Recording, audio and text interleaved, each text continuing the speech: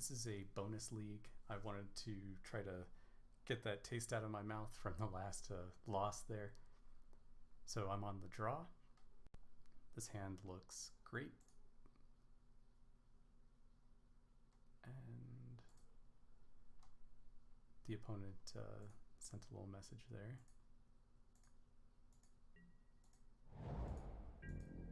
So basic planes. Not sure what I'm up against yet. Rip a second land, which is outstanding. Go ahead and play out an Aether Vial. So blue-white. Looking at blue-white control, maybe Jeskai. Really happy this Aether Vial's there. I'm going to keep alternating between Aether Vial and Aether Vial. Same thing with Marrow Regiri and Marrow Regiri.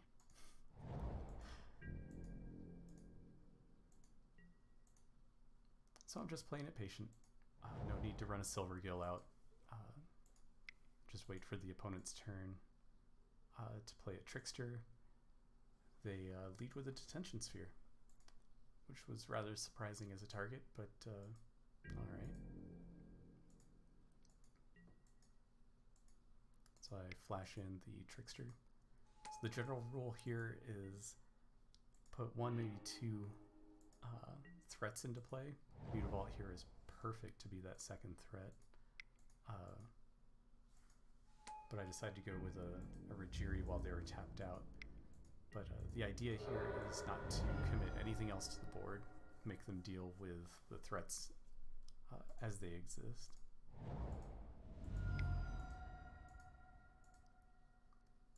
The opponent plays a Narset, kind of annoying, just because I do tend to draw additional cards between Silvergill Adept and Spreading Seas, of which I have 3. So Narset has to die.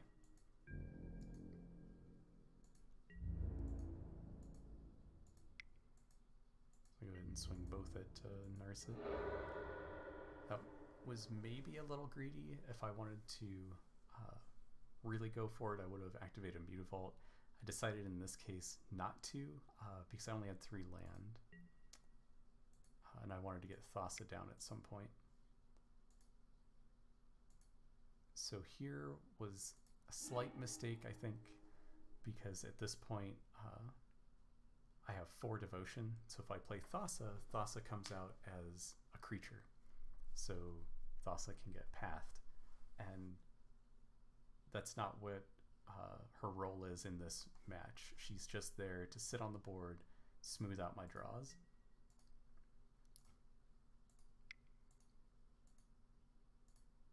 So the opponent casts the Timely, no big deal. Of course, now I draw the Force of Negation, which would have been nice versus Timely, just for the exile effect due to Snapcasters. So I decided to play out the Master. Usually, as I said, the rule is just to swing with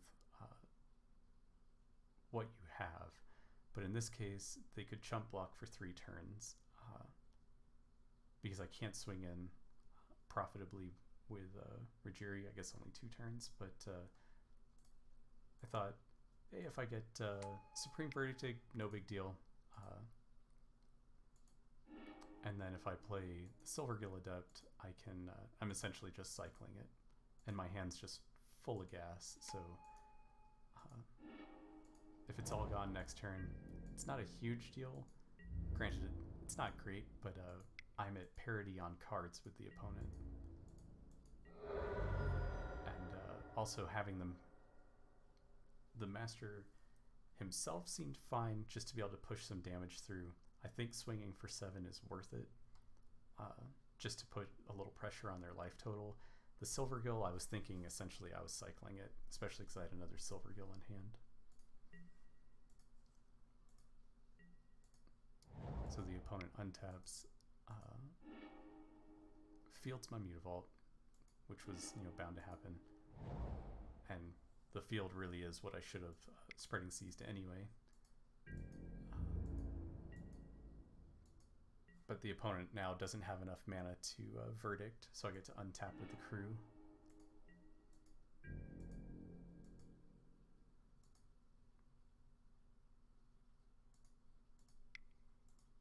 So they path my master. I decide, well, I considered countering it, decide to let it go. One path isn't worth it, and I had additional lords in hand for later. So I go ahead and swing in with the idiots.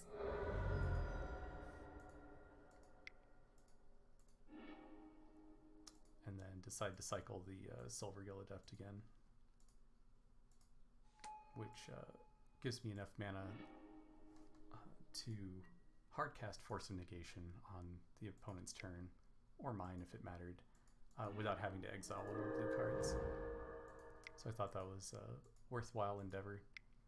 Opponent has Supreme Verdict, so, you know, it's all for naught, but it's totally expected at that point. So I go ahead and flash in my Trickster. Unfortunately, I don't have that Mutavault anymore, which would have been great, but I draw one, so I'm definitely happy about that. And I bring out Lord of Atlantis, which of course again means I cannot have Thassa in play because of path. So I swing in for 3. I don't believe I should have played Lord of Atlantis in this case. The extra 1 damage, not really worth it. Opponent plays Teferi because I would like my Force of Negations to be worth something. I go ahead and counter that. Also of note, his ability also prevents me from flashing in Merfolk Trickster at the end of turn. He's not great versus Aether Vial, but I don't have one of those, so go ahead and counter it. So here I activate the Mutavault, and we go swinging.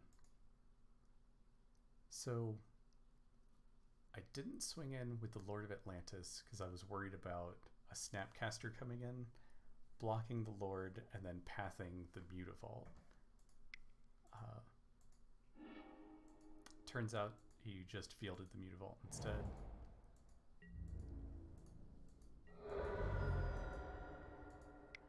So I brought in the Biomancer, mostly because I had this Oboro in hand that I wanted to cycle. Still not super worried about where I'm at. Drawing the Silvergill is nice, though I don't have another Merfolk in hand. So they wipe the board again.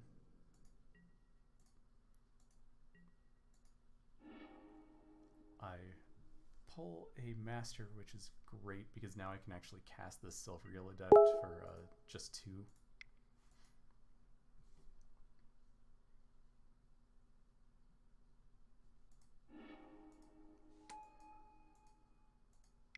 Pull another Lord. It's excellent. This time I'm just going to put Thassa out there.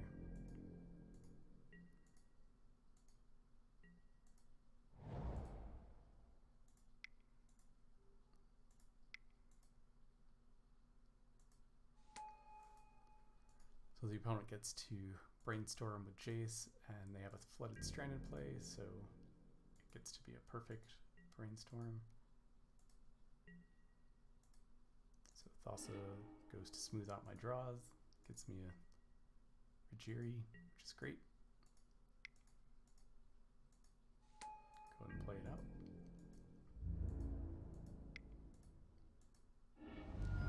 I go to take a swing at Jace.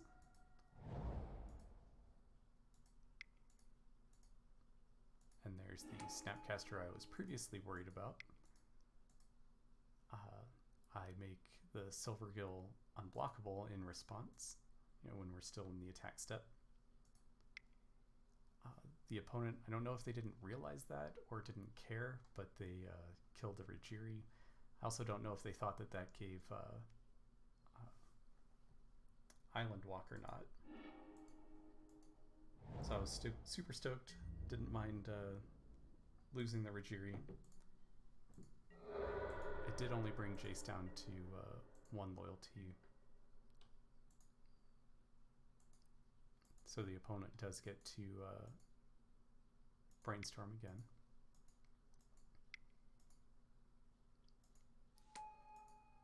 So they resolve to Fairy and opt to draw an extra card, which is cool. They swing in with Snapcaster, which makes sense. It felt a little greedy, but them knowing that I could make my Silvergill unblockable, I could see where they're coming from. So they get to untap. Scry one more time. I don't need a second Thassa.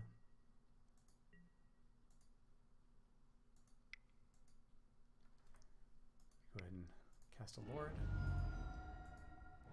They fetch down to 5, which is awesome because I had the feeling I was going to get to show them a surprise Thassa attack. So they Cryptic, go to bounce, which is cool. Bouncing Silvergill, no big deal. So I play Master while they're tapped out, or rather I play out the Silvergill one more time. So that brings my devotion up to 3. I get to play a Master, bring my devotion up. And I get to, and there's the swing for Thassa for the win. And the opponent was adequately impressed. I hadn't noticed that they sent a message previously, but yeah. Opponent was great. Unfortunately, I had to call it a night. Didn't have time to play a second match. But yeah, that just shows the glory of the God of the Sea. All right.